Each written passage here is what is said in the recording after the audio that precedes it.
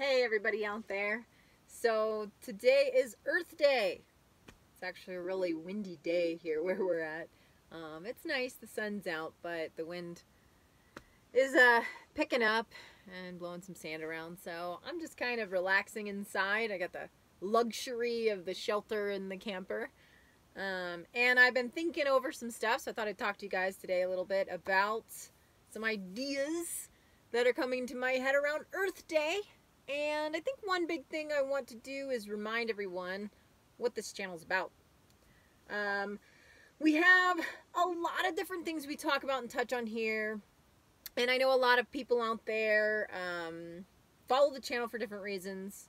But we have had comments occasionally along the lines of, say, you know, people that get maybe offended when we bring certain things up and say, you know, like, stick to van life, stick to nomadism, you know, why are you talking about politics and all these topics you keep bringing up? We've actually had comments like that.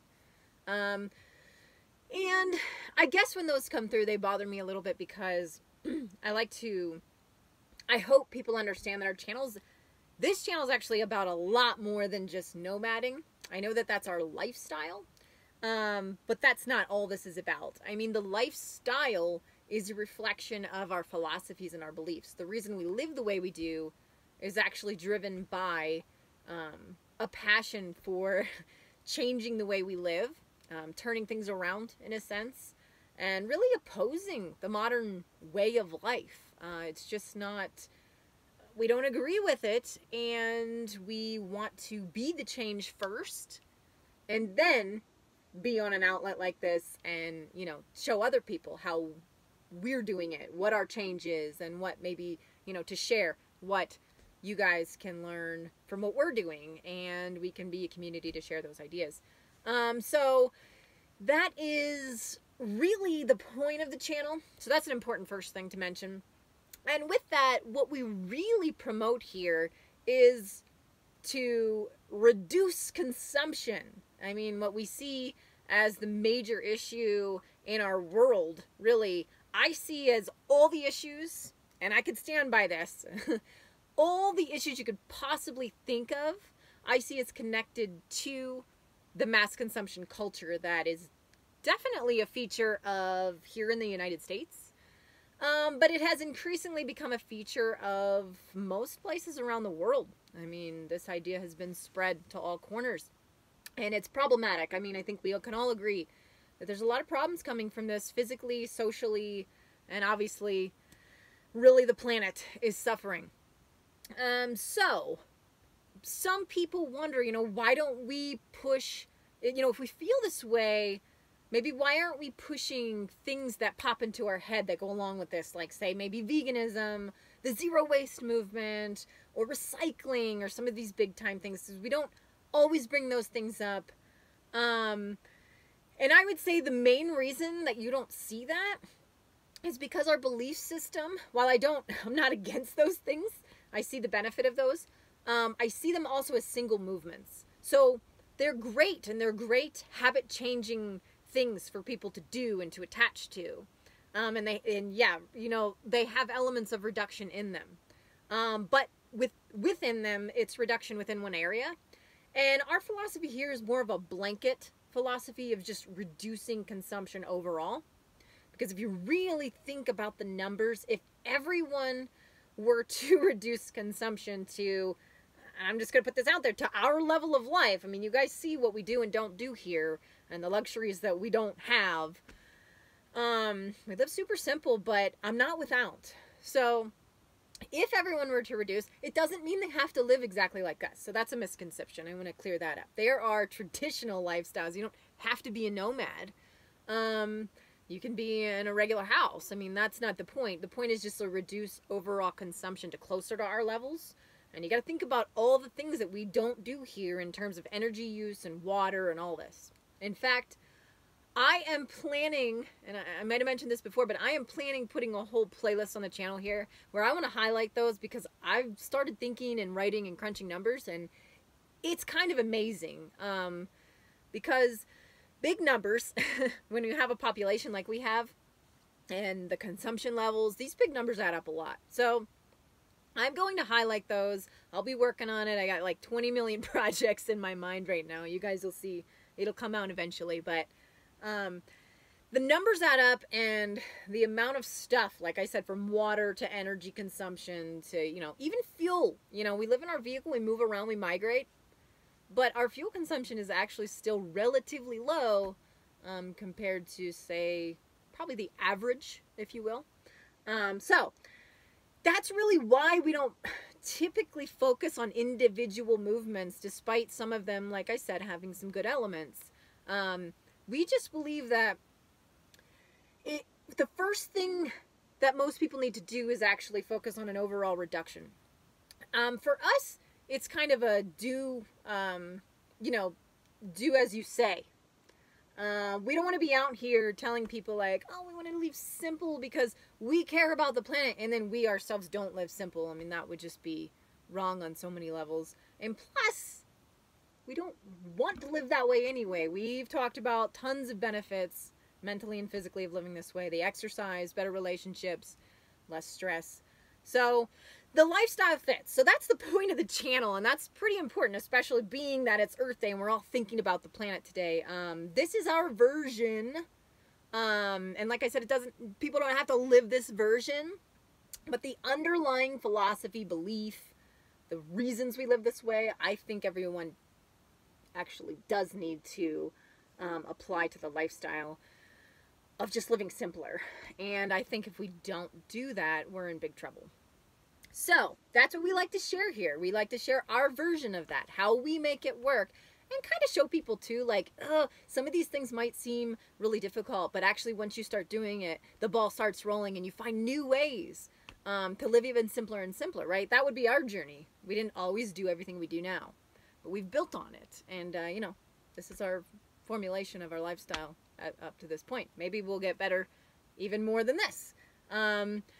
So I made a post on Facebook today, and it was just a little meme where I wrote out a short list of some of the things that drive the lifestyle, and it was along this line. But I also pointed out some of the things that we need to remember, and the reason why some of these single solution items don't work alone, and why we need to think of the overall reduce first in our lives. And one of the great examples is with recycling. Unfortunately, we got really bamboozled with recycling. It's a sad truth. But recycling alone, even if we did it on a mass scale, would not solve all our problems. But then on top of it, the way that we're recycling has definitely not been working. Okay, so like figures out there suggest that maybe 9% of all of our stuff, all of our garbage, actually might get recycled. That is, again, play numbers in your head and think about how much garbage is created. 9%. Wow. I mean, over 90% of everything that we're making is just trash. And then we've seen a lot of problems with not just, with all countries. And certain countries bearing the burden of this waste when they really shouldn't have to. So that's one issue with recycling, is that we're actually not even recycling. And honestly, when we live in a world that's driven by money, why would we recycle unless it's worth money? And if you look at the recycling industry, I mean, the organizations that are doing recycling are looking at how to make money off recycling. So these are the things that bother me in our world. Everything is so much about money. Even if we need some money to live, I wish we didn't. But even if we're at the point where we do, it's just driving madness. And we get to the point where saving our planet becomes like, yeah, but how do we make money off of saving our planet? Kind of silly notion.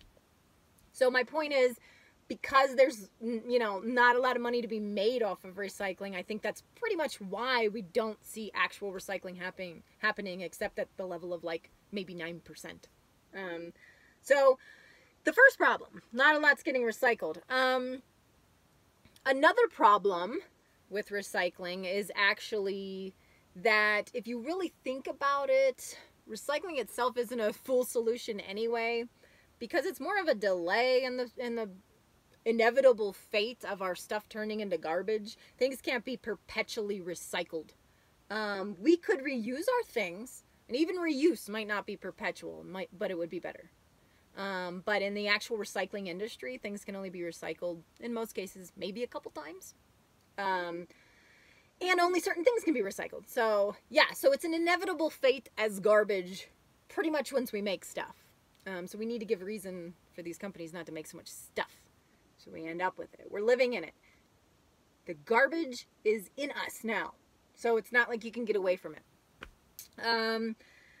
Yeah, and then really recycling, like I said, should be like a last resort. This should be like we should look at it as not wanting to have a lot of the garbage and try to reduce first, and then recycling's a last resort if you really have to, kind of thing. So that's why I say it's like a single solution. Other single solution things that you might hear of. Technology will save us. This bothers me too. This is like a broken record of history. Yeah, I just don't see technology is going to save us from our problems on the planetary scale. Climate change, biodiversity loss, our pollution.